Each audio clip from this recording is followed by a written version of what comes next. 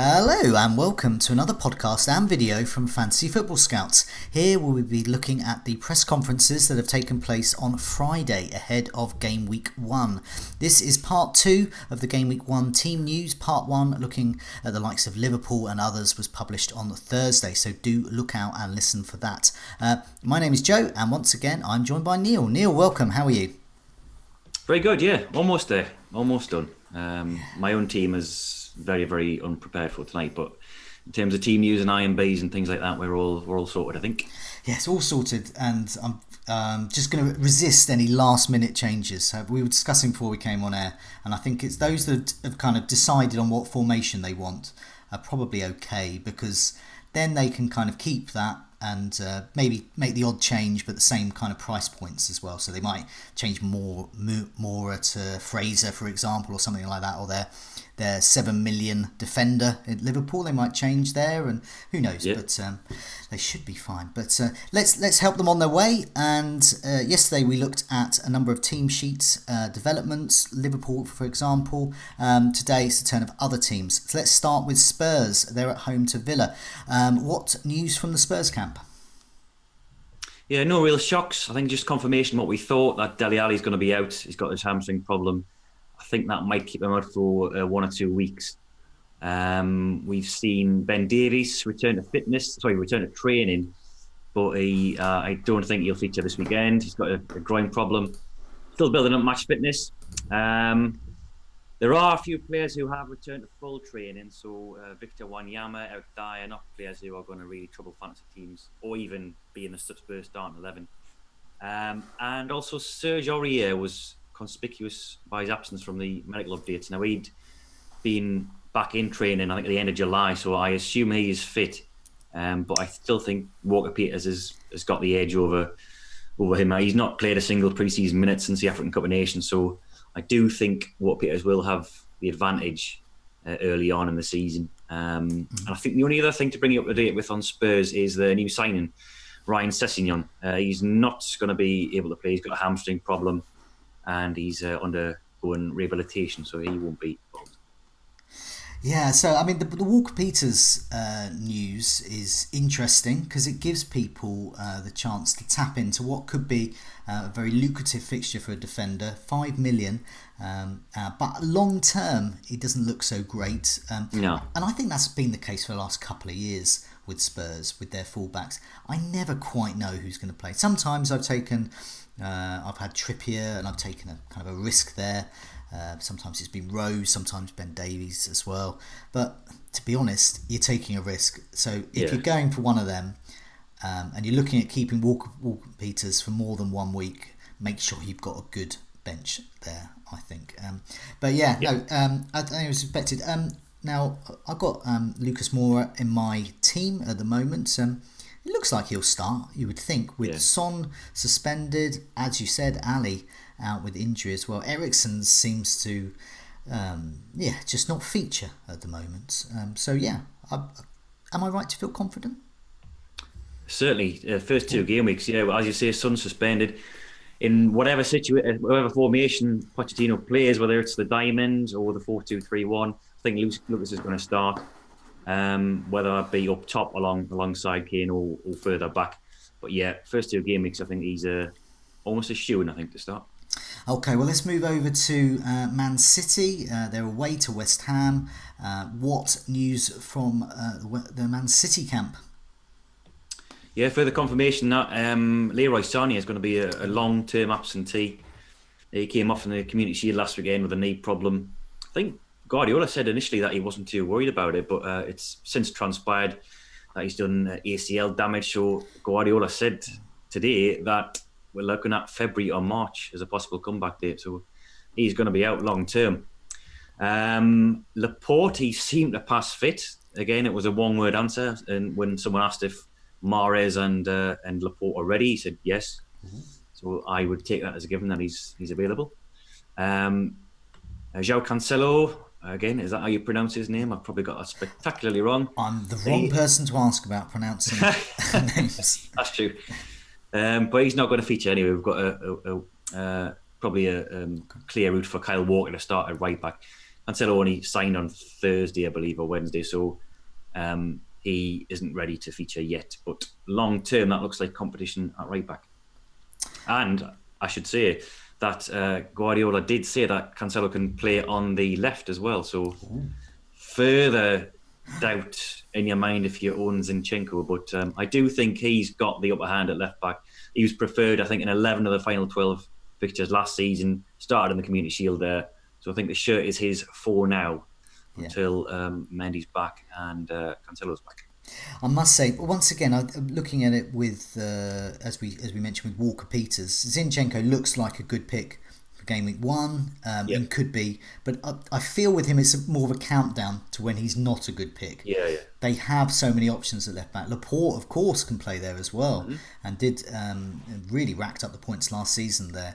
So once again, I'm a little nervous there, but I think for Zinchenko, game week 1, I think you're in luck there. But thereafter, it could be a bit nervous. But we're used to nerves when it comes to looking at Pep's team sheet as well.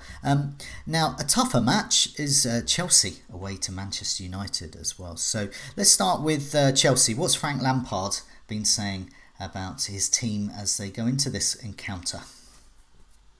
Yeah, so the two yellow flags that were on before today were Kante and Willian. So Kante, it's a match fitness thing. He's back from his knee injury, but I think he's featured for 18 minutes in pre-season. So I suspect it might be Kovacic and Jorginho in that central midfield. Willian looks like he won't feature. It's going to probably come too soon. The name I wasn't expecting to be back was Rudiger, who I thought I was there for a bit longer. But he's been training the last few days. Again, this game might come too soon. But we've seen David Luiz leave, of course, in the last 24 hours. So I'm sure Lampard's very keen to have him back because at the moment it is Christensen and Zuma who are in line to start at centre-half. Aspilicueta could cover there, of course, as well. But Rudiger back and possibly in the frame, certainly from game week 2, I think, if not this weekend. Did we have any hints who may be the number 10? At Chelsea, bearing in mind the two candidates, Mount and Barkley, are both 6 million, and I think that's a bargain. Well, it is a bargain if we know who's going to play. Do we know yet? That's the problem, isn't it? Yeah, if you were sure one of them would start, then I'd be all over that. Well, Mount has played more minutes in pre-season. He started the final pre-season friendly last weekend, and of course played under Lampard last season at Derby. But I've got a suspicion that Barkley may get the nod. I think both of them have been excellent in pre-season, but Barkley in particular, I think. And the fact that he's the senior player, more experience of these big kind of games, I wonder if he's slightly got the advantage. But the fact that we are debating this just highlights what the drawbacks are with both of those players in FPL. But yeah, no real hints from Lampard in the press conference anyway. Do you know what? There's a theme emerging that we sort of know some things for game week 1, but then we don't know how long term they're going to be. And then with Chelsea as well, we don't even know with game week 1 as well. And we think that Abraham will be the striker up front. We don't know though, because they've got 3 good strikers there. So we just don't know. It's difficult. I think game week 1, I'm going to be closely looking at Chelsea and Frank Lampard's comments next week as well. See if we can get any clues, because Chelsea are definitely a team I want to tap into. I just don't know how to yet as well. And that goes with the back as well, with the likes of Zuma, 5 million defender. That seems a bargain if he starts. So we don't know that. So we need to know a bit more information about that as well. And what about Manchester United as well? So some of their fans haven't been so keen on their transfer dealings, or rather lack of them. Lukaku has now left. No one really came in that role. So what's Solskjaer been saying? Yeah, well, he's past Pogba fit anyway, which was I think it was always a minor worry. He always looked like he was going to be fine. I think it was just back spasms that caused him to miss last weekend. Maguire is in line to start as well. He's had a full pre-season with Leicester, so he's match fit enough. And Solskjaer was intimating as much that he would be involved. In terms of the rest of the team, there's nothing really in terms of injuries. Eric Bailly's long term, but it's which 11 he goes with. He sort of favoured a 4-2-3-1 in pre-season. So the full-backs look nailed when Bissaka and Shaw. And Martial and Rashford, I expect them to both start. in which position, we're not entirely sure. Martial's been the one who's been playing up top, actually, in the final 2 pre-season games. Rashford starting on the left, but they tend to just dovetail during the games anyway. And then probably a bit of uncertainty over the remaining places. James and Lingard have got the most minutes in terms of the other flank and the number 10 position. So I've gone with them in the team use. But a lot of competition there, like Juan Mata, Andres Pereira. They've got McTominay and Matic competing for that place alongside Pogba if he goes with a 4-2-3-1. So, yeah, lots of choice for Solskjaer. He did say that Mason Greenwood, who is a lot of people's bench fodder forward, 4.5 million option, he would be involved a lot this season. But I wonder if a start in game week 1 might be too optimistic, I think. Yeah, it could be involved. He said will be playing and involved a lot, but does that mean a lot of substitute appearances? Yeah, you would think they have to. Really, they haven't replaced Lukaku, so he's going to have to come on as a substitute. But will he start as well? I'm steering clear myself at the moment. As we said, with all the other team news we've had so far, the theme is carrying on. We don't know, and that's what's happening this season. Previous seasons, I think we've known the lineups pretty much, and we do with some teams, but so many like Manchester United and Chelsea, I just don't know at this stage. So keep an eye on them as well. Let's turn to Arsenal as well. They play Newcastle. What news have we got from the Arsenal team sheet ahead of that clash? A few fitness tests. So Lacazette's had this niggling ankle problem. He's going to have a fitness test on that. Nicolas Pepe, who many people are excited about.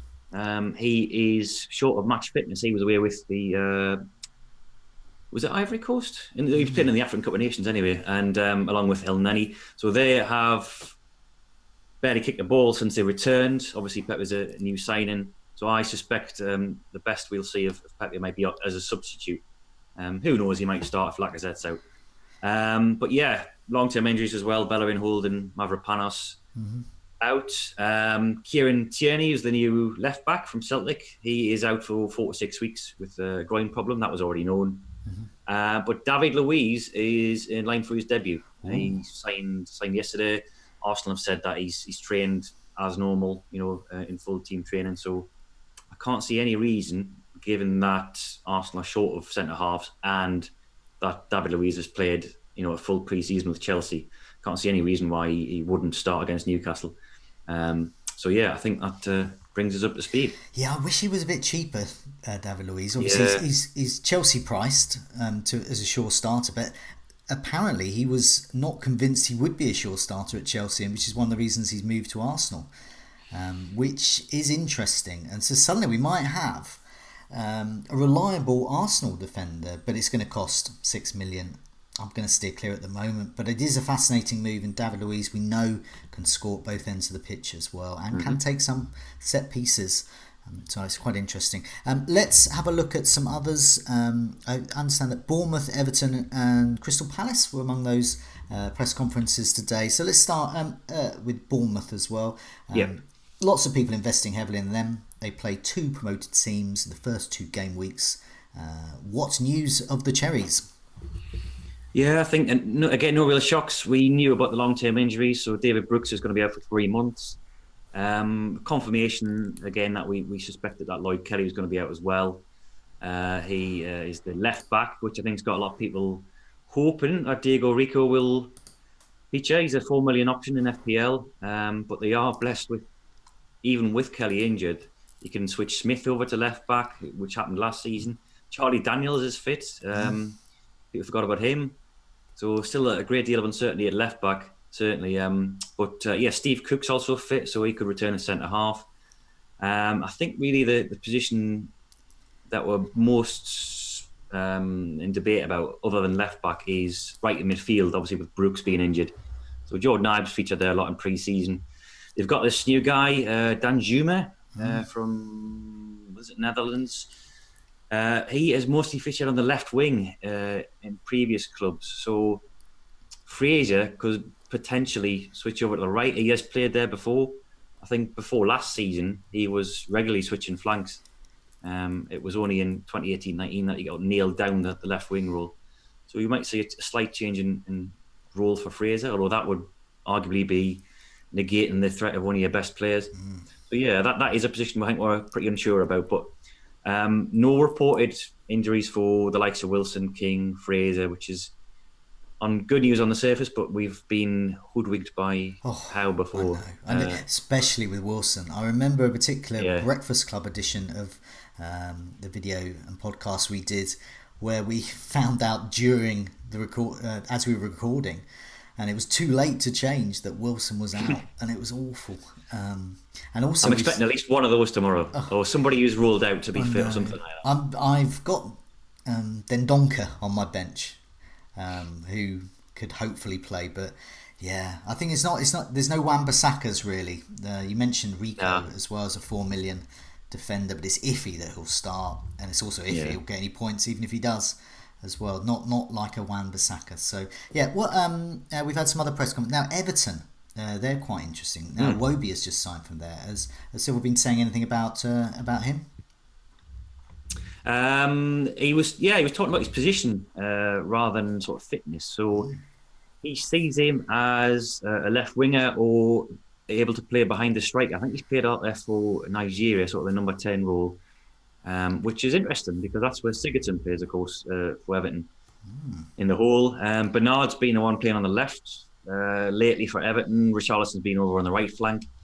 So he'll definitely pose more of a threat, I think, than likes of Walcott and Lookman did. And we may see a bit more rotation perhaps in those three attacking midfield positions for Everton. And they're a bit of an unknown quantity going into game one, and I suspect I think there'll be a lot of faith kept in game week 1 on the players that finished last season based on the late arrivals. So they've got a new defensive midfielder, for example, to replace Idrissa Gueye. They've signed Keane from Juventus, who is probably the long-term solution up front, but I still think Calvert-Lewin might start this weekend.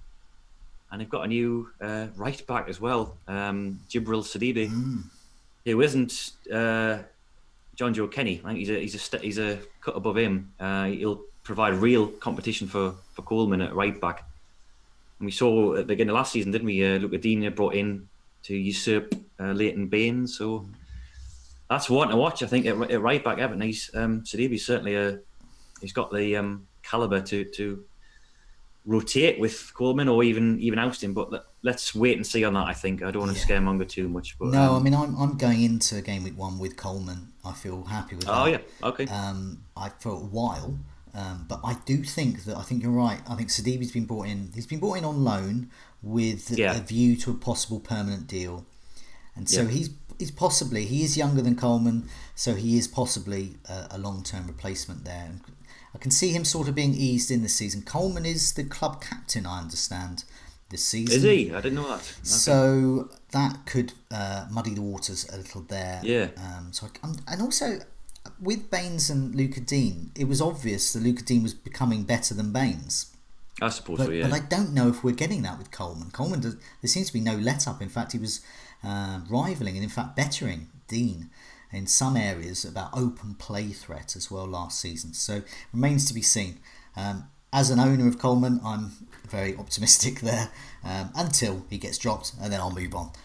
And speaking of moving on, Crystal Palace as well. Now Zaha, I thought he was going to end up in a car park somewhere pushing for a move, but it didn't happen. It's hard luck, Zaha. You've got to stay at Palace. So yeah, what's news from Roy? Yeah, he might have been playing against Palace this weekend, mightn't he, if he got his move to Everton. So Sacco and Tompkins and Schlupp are the 3 absentees tomorrow. So we're probably going to see 2 of 3 centre-half start between Dan Kelly and Gareth Cahill as a new signing. In terms of Zaha, I think I was half expecting him to sit it out tomorrow based on what's happened over the last week. But Hodgson has stuck to his guns. He said that the late returning contingent from the African Cup of Nations, which includes Zaha, they're all available for selection. So we might see him against his future employers or prospective employers tomorrow. I wonder, given that he hasn't kicked the ball since leaving Egypt, that he might be a sub and brought on late on. But he's got this sort of talismanic status, hasn't he, at Palace? So if he's fit, he will play. It's just whether he is match fit enough to begin the game from the I start. think you're right. I think you're wise there. I think if you've got Zaha, possibly keep, because I think you're right. I think he'll come in and make an impact as a substitute. We saw that. You remember last season, he came back from injury. I think it was against Chelsea, and came on, set up a goal immediately. I think the problem though could be with Milivojevic, who's on penalties. Zaha won him a lot of penalties. So with Zaha's not on the pitch, the likelihood of penalties goes down, even with VAR in there. So let's see. One to monitor as well. But I don't think on the whole early fixtures people should be put off Crystal Palace assets. Because I think we talked about it on the Scout cast. Surprisingly, their fixtures are actually okay. A lot of people don't think they're that good, but their fixtures are pretty good actually. And I was mentioning Patrick Van Aanholt, and I still think him and the likes of Jeffrey Schlupp, if Jeffrey Schlupp was a defender still, they could be good assets there. But I think we're done with the press conference. Is that all of today's press conferences? There's no other ones to mention? There's three more, which I'll just rush through. Yeah, so Leicester, Brendan Rodgers gave his, reported a clean bill of health, which was often the case towards the end of last season. Indeed, he's back from Africa Cup of Nations. Not a fantasy asset you'll be considering, but is important, I think, for Leicester in terms of clean sheets. He plays that defensive midfield role. Steve Bruce gave his press conference earlier today as well. Andy Carroll, here's a shock, he's not available. He is lacking match fitness after having an ankle problem, so he's going to be out for 2 to 3 weeks. You can probably just stop there, and what we can do with our edit, we can just edit that bit forever, and then we could have used it for the last 2 years as well, because that is Andy Carroll, not available, taking a knock, and could be ready in 2 or 3 weeks. Well, maybe 2 or 3 years, maybe. Do you know what I called this signing earlier this summer as a Newcastle fan? I thought this is inevitable. What's going to happen? I'm not too disappointed to see him because he isn't someone we're going to rely on. But I'd be amazed if he got to 10 appearances this season based on past. I think actually there's one more team I haven't mentioned either today or yesterday, and that is Wolves.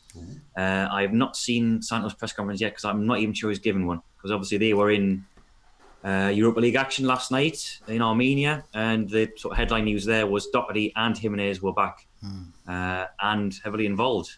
Doherty scored, Jimenez scored, and Diogo Jota got 3 assists in that game.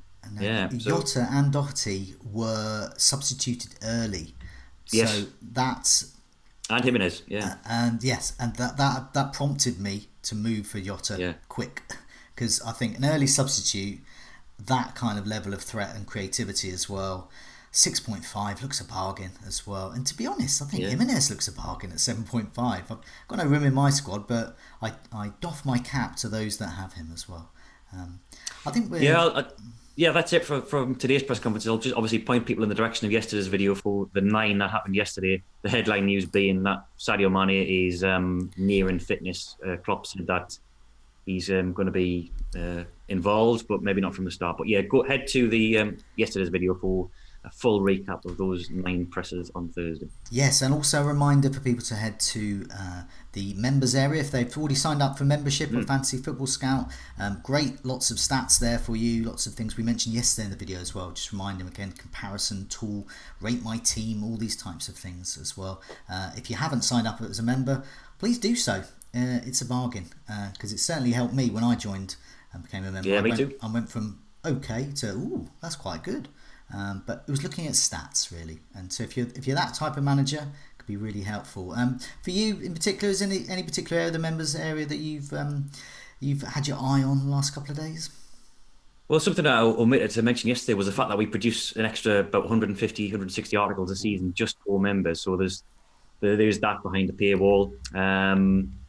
So we've got an enhanced set pieces tab this season as well. So as well as the free to all list of penalty takers, free kick takers, corner takers, we're going to be looking at a separate table for members which details players who are most likely to prosper from set players, so those getting on the end of free kicks and corners based on the stats we have in our members area. So that's 2 things to look out for this season, as well as the reams and reams of player and team data available for you to look at. Good advice. Thanks so much for joining me. Please do check out yesterday's Team News Part 1 video and podcast, as Neale said. But for now, Neale, goodbye and good luck with the game week, the first of the season. Yeah, good luck. See everyone next week.